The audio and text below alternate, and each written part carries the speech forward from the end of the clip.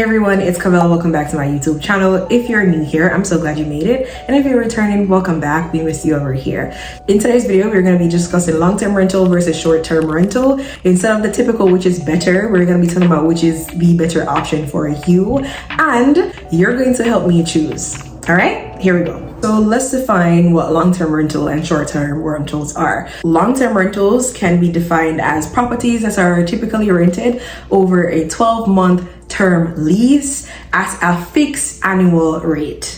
Okay, so short-term rentals, as it says within its name, these properties are typically rented for a short period of time, usually daily, can be weekly, and sometimes even monthly. So sometimes when people hear long-term rental, they automatically think that it is going to be the easier of the choice. Oftentimes when they hear short-term rental, it's just bare money. I'm imagining in their mind like money just raining from the sky upon them, and that is not always the case either. So let's think critically about it. It's not just a conversation of whether or not which option is the better option, but which option is better for us. I spend a lot of time looking into this because I turned my single family unit into a multi-family unit. So that means the girl is looking to be a landlord at some point. But before we get into that, let's just go into pros of long-term rental. So one of the very first pro with long-term rental is the fact that there's a predictable income that is coming in every single month. You know that you rent the property for 110,000 JMD. That is going to be the amount of money that you are expected to receive every single month. This is so unless the person is self-employed or unless the person is a business owner. As you know, being self-employed or a business owner, profits tend to fluctuate, right? So 1 month could be a really good month for you, and then the next month is very slow. So if we want to be very specific, let's use the example of renting out a property to a nail tech or a hairstylist. You know, the income that they receive is very dependent on the amount of clients that they see for a certain period of time. Now, that person can have a really fantastic month, especially if it's a season where it's like Christmas or anything where there's festivity and people are constantly wanting to do their hair or nails. Then their profit can be quite high as opposed to having a very slow month for those people, right? The income is not as consistent. So on the other hand, you're rented to someone who receives a salary where you know that every single month they're expected to bring in a certain amount of money. I don't really recommend renting your place to family members or friends, and here is why. We sometimes have a soft spot. And so if they're short on the rent this month, you probably allow it. As opposed to some stranger, you go, "Why your money?" I go, "Why your money?" No matter what they're going through, right? It is a little bit harder to be, "Oh, this is gonna look terrible," but this is not. I promise you, I am somewhat empathetic. Listen to me, this is a business, so it does require somewhat of a business mindset to run a business, and so you need to be thinking about that. I'm not saying it's a bad thing to help out a family member or a friend, but you have to understand that you are running a business and it's a bad thing for the business. So another pro with long-term rental is that you don't really have to fear one day waking up and they will no longer exist. Obviously, there are regulations when it comes to long-term rental, but you don't have to wake up and think like, "Oh my goodness, we will never have long-term rentals ever again." If that happens, boy, my mouth would be on the floor. So another pro when it comes to long-term rental is that there's less management of that property involved. So the fact that there's less management involved in long-term rental, I think you can consider that as being a little bit more passive as opposed to short-term rental. So there is not a lot of cleaning or dressing up of the property that you do, other than cleaning when someone just moves in. That person is responsible for mowing their own lawn, and if they're a good tenant, they will keep their property clean. This does not mean that you're off the hook and you do not have to help maintain the property. So the next pro associated with long-term rental is the fact that you are not required to pay any of the utilities bill. The tenant is required to pay those bills. And if they're a good tenant, they will pay the bills and don't run up on a bill. So one of the pros with long-term rental versus short-term rental is that it's better able to withstand market changes.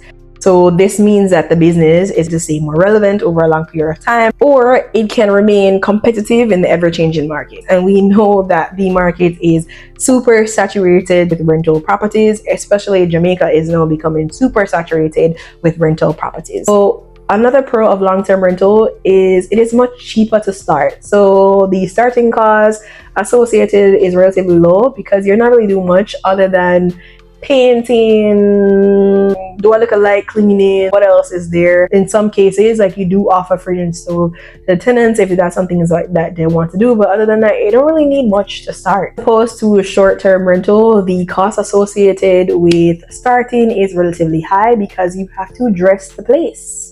You have to market the place. There's so many other costs associated. There's so many other upfront or starting costs associated with short-term rental. So let's go into the pros of short-term rental. So when we hear of short-term rental, we often think about Airbnb because those things have become synonymous in some ways. I don't want us to just assume because we hear short-term rental that it's only Airbnb. As a matter of fact, if you put up your cousin for a set number of days and you make your cousin pay for a certain amount of days, you're engaging in short-term rental. Okay?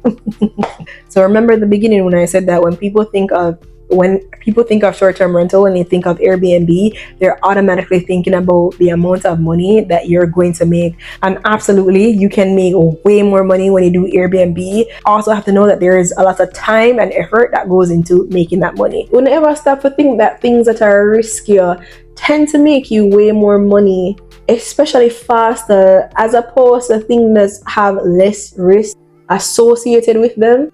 Combat genius. Okay, so I wanted to go ahead and go on Airbnb and give us a sense of what it would cost for renting an Airbnb per night in Portmore. As you all know, my property is located in Portmore. For the sake of this example, we're going to go with 70 USD per day. If we were supposed to go with that and we have a fantastic year where we're fully booked out, we're about to make about 23,000 USD for the year. That is 3 times the amount we would make with long-term rental. I don't want to look biased, but anyways, in my opinion, I think short-term rentals are often romanticized, and it is so easy for people who are just starting to fall into the trap of what is being romanticized to them. Like, oh, it is so nice, you can just leave your Airbnb and just make all this way for money, and woo, short-term rental, love, hearts, XOXO. I don't know of anyone personally or in YouTube world that is able to put their Airbnb on autopilot and has been super successful with doing that. If you know anybody that is able to do it, please drop their name in the comments. I will be reaching out to them. Mega learn the information for both of us. So another benefit of short-term rental is that you're able to have an eye on a property more consistently than you could have ever done with a long-term rental. So that means that you're able to fix issues quite quicker so that they don't turn into bigger issues over time. You don't need to add any clause or anything of the sort to do that for your property. Okay, another thing that I've heard about short-term rental is the fact that there are actually a few tax breaks associated with it. I don't know too much about it, and so you can feel free to research on the various tax breaks associated with short-term. Okay, so what are some of the cons when it comes to long-term rentals? One of the cons when it comes to long-term rental is the fact that you cannot do routine maintenance, routine checkups, or inspection unless you put that in some type of clause before the person renting. And we know sometimes we have some unruly people, so even if that clause is there, they don't want to let you in to see exactly what they've been doing to the property. Now, why would that be an issue? So we've seen a lot of DIYs where people remodeling their rental units where it has become unrecognizable. I mean, the only thing I'm guilty of is painting my wall in black, but people have gone very extreme. Other con is that you could potentially have a nightmare tenant that just refuses to leave the property, refuses to pay rent. Okay, this is just my view. I think the idea of terrible tenants have been really blown out of proportion, as there are way more great tenants than you have the little nasty terrible ones.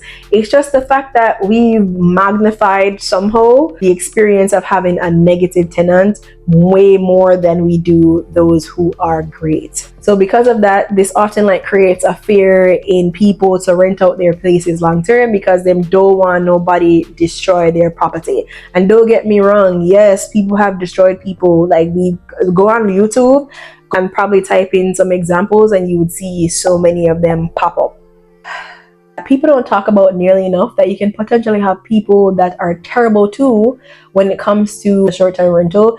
Like you could potentially have to get somebody out of your place.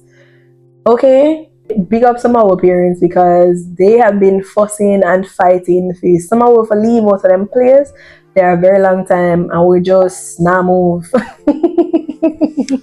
As long as people exist, there's potential for have a fight, no matter if it's long term or short term, to get them out of your place. So here's what we're gonna do. We're gonna use the pro for long term rental and turn it into a con. Because the income is typically predictable, it's kind of hard to have a month where the profits are super high. The income is fixed, right? The income is fixed. You cannot go any higher than what you already told the tenant you're going to rent them for the month. I promise you I'm not trying to sway you in any way. I just really want us to make better decisions for ourselves. Nowadays, there's just so many backlash when it comes to Airbnbs. There's so many bans when it comes to Airbnb.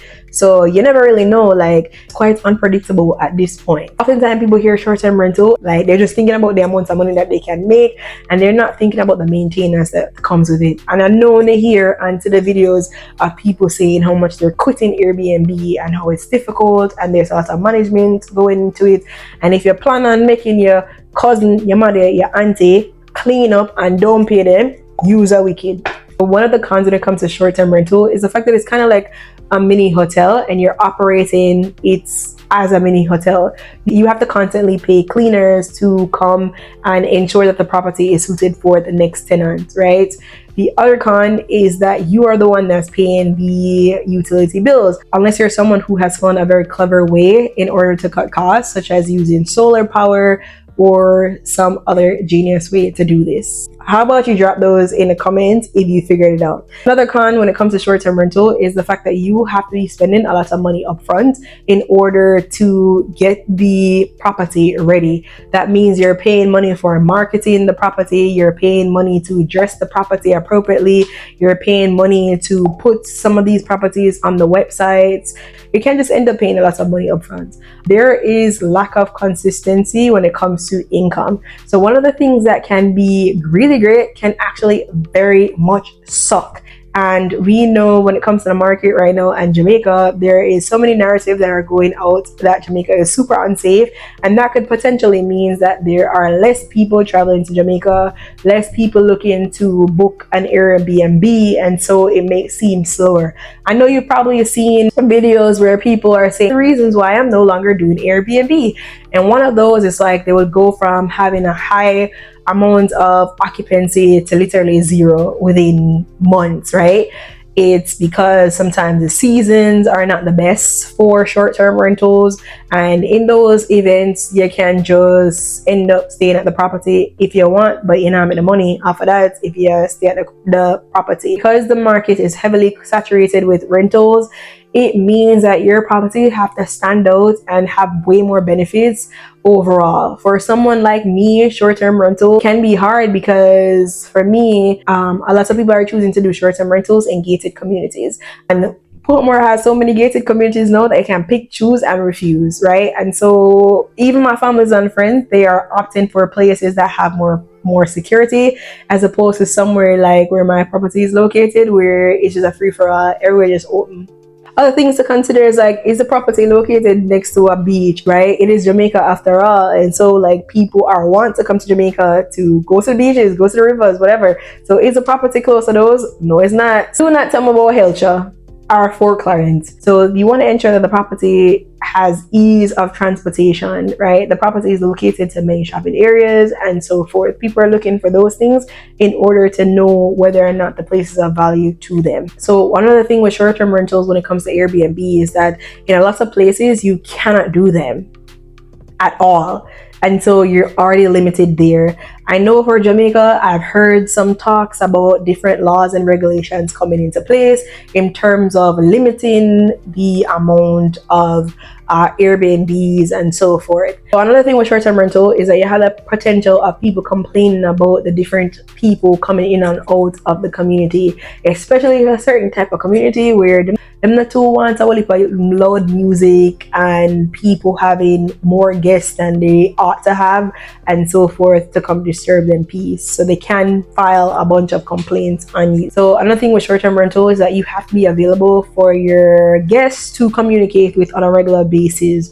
There are so many different management that goes into it. I have to be in communication all the time to help sort out the guest needs. For me, this would be a struggle because if I can barely keep up with the comments the moment I get no, how am I supposed to comment? How am I supposed to keep up with a bunch of different people that are constantly in need of something? I don't know. Sometimes these things can absolutely be worth it. You just have to think about what you're able to deal with. I, for one, cannot deal with constant having to communicate with someone about the property. That would drive me nuts. At the end of the day, some of us are just not cut out to be Airbnb owners, and some of us are just cut out to be landlords, and that is okay. And if the short-term rental thing is not working for you, you can always go do long rental. And if the long rental thing not work, you can always try to double into short-term rental. All right, there's no harm in any of it. As a matter of fact, I keep saying you need to be thinking about like what is better for you, like where you can manage, what kind of stress they can pick up in your brain.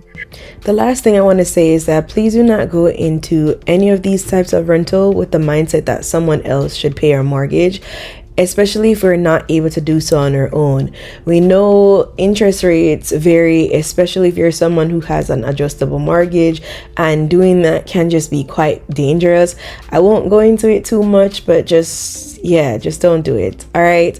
Anyways, thank you all so much for watching my video. As always, comment, like, share, anything you want to do, and I'll see you in the next one. Bye.